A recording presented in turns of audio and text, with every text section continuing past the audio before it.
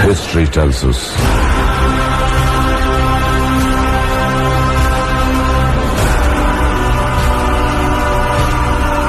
that powerful people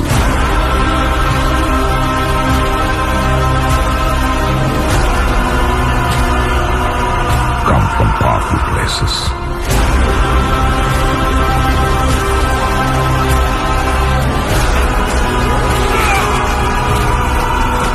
History was wrong.